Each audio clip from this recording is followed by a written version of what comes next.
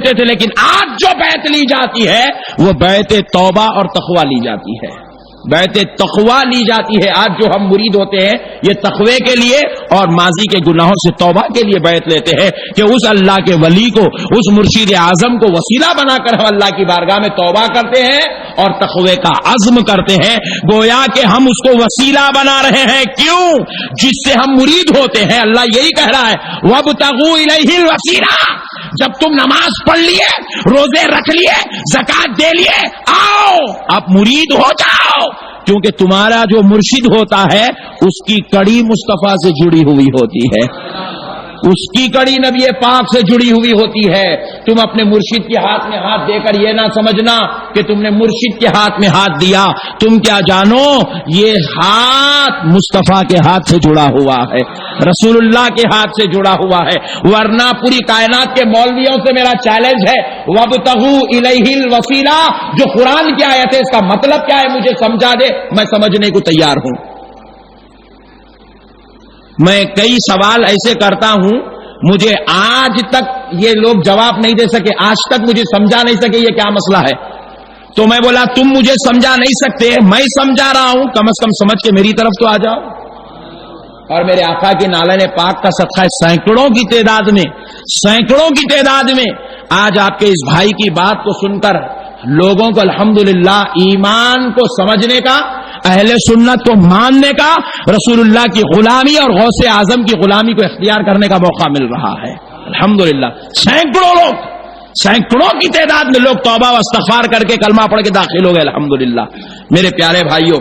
ورنہ وابتغوا الیہ الوسیلہ کی کوئی دوسری بات ہی نہیں ہے۔ آپ یہ نہیں کہہ سکتے قرآن کا وسیلہ لو، پہلے ہی اتقوا اللہ کہہ کے اللہ قرآن کا ذکر کر چکا ہے۔ یہ نہیں کہہ سکتے نماز کا وسیلہ لو، یہ نہیں کہہ سکتے زکات کا وسیلہ لو، یہ نہیں کہہ سکتے حج کا وسیلہ لو، کیونکہ سن لو ساری چیزوں کا ذکر پہلے ہو چکا ہے۔ وسیلے کا مطلب ہے عمل نہیں ہے، کسی ذات کو اپنا نگہبان بنا لو، کسی کو اپنا مرشد بنا لو، کسی اپنے ہادی کو چن لو جو تم کو ہدایت کا راستہ بتائے، کسی ایسی ذات کے غلام بن جاؤ جو نظر ڈالے تو دلوں کا زنگ صاف ہو جائے، کسی ایسے کا دامن تھام لو جو تمہارے لیے ہاتھ اٹھا دے تو تمہارے سلوک کے منازل طے ہو جائے، کسی ایسے کا دامن تھام لو جو تمہیں سجدے بھی کرانا جانتا ہو اور دلوں کو دھونا بھی جانتا ہو، ایسے کا وسیلہ لے لو۔ اور پھر اب کیا ہوا؟ میں نے کہا پہلی جو بات اتقوا اللہ وہ شریعت تھی، اب یہ وابتغوا الیہ الوسیلہ، ہم نے وسیلہ لے لیا مرشد کا، تو اب اس میں دو چیزیں آ گئے۔ مرشد کرتا کیا ہے؟ پہلی والی چیزوں کو بچاتا بھی ہے، ایمان اور عمل کو بچاتا بھی ہے، پھر اور کیا کراتا ہے؟ وجاہدوا فی سبیلہ، اللہ کی راہ میں تزکیہ کرا کے قرب الہی تک پہنچاتا بھی ہے۔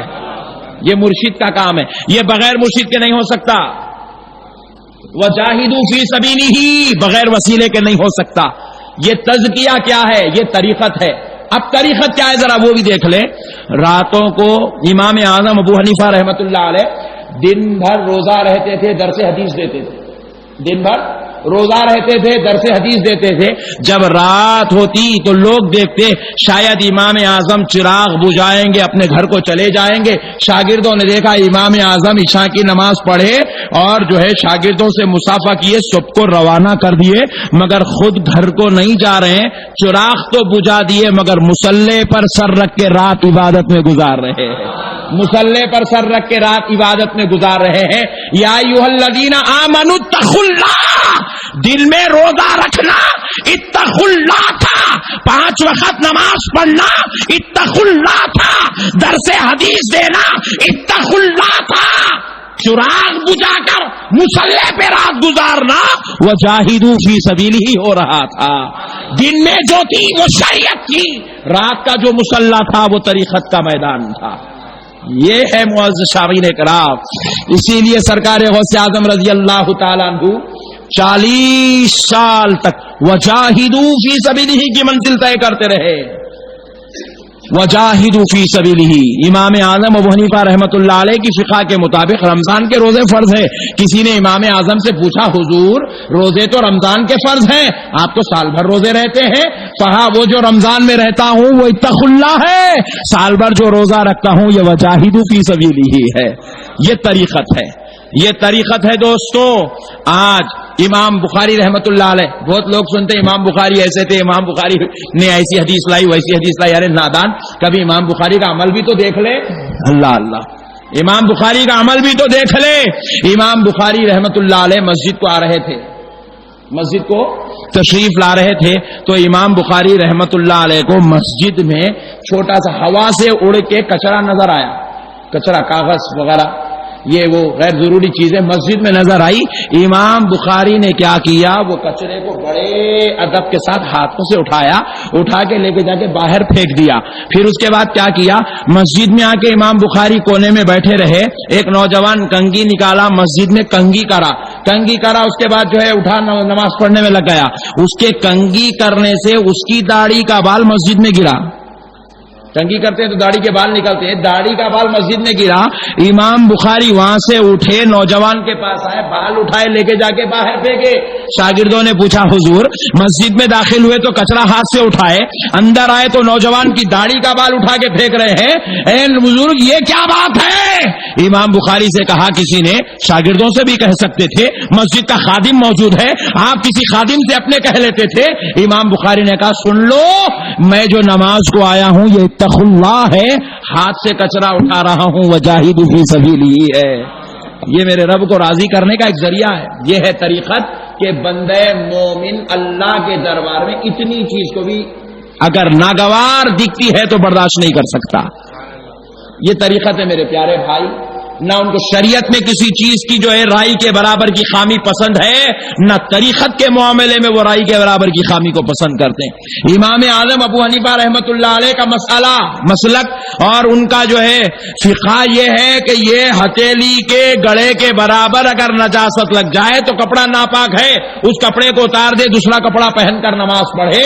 لیکن امام اعظم آ رہے تھے, کیچڑ, پانی برسا, کیچڑ بن گیا, چپل سے یا کسی اور چیز سے امام اعظم کے کرتے پر اتنا چھوٹا ٹپکا لگا, اتنا چھوٹا ٹپکا مٹی کا لگ گیا. امام اعظم بیٹھ کے 15 منٹ رگڑ کے وہ کپڑے کو دھو رہے ہیں. کسی نے پوچھا حضور اتنے ٹپکا اگر نہیں بھی دھوئے تو نماز ہو جاتی ہے, مسئلہ کچھ نہیں ہے, پھر آپ نے یہ کیوں کہا؟ تو فرماتے ہیں سن, وہ جو فتویٰ دیا وہ اتقوا اللہ تھا, یہ جو کر رہا ہوں یہ وجاہدوا فی سبیلہ ہے, اس کی راہ میں تزکیہ کر رہا ہوں. کیونکہ میرا یہ ایمان ہے جب رب کے دربار میں کھڑتا ہوں کہیں اس نقطے کو میرے رب کو ناگواری نہ میرے ہاتھ میں نے دیا ہے, تیرے ہاتھ میں نے دیا ہے, تیرے ہاتھ ہے لاج یا سے اعظم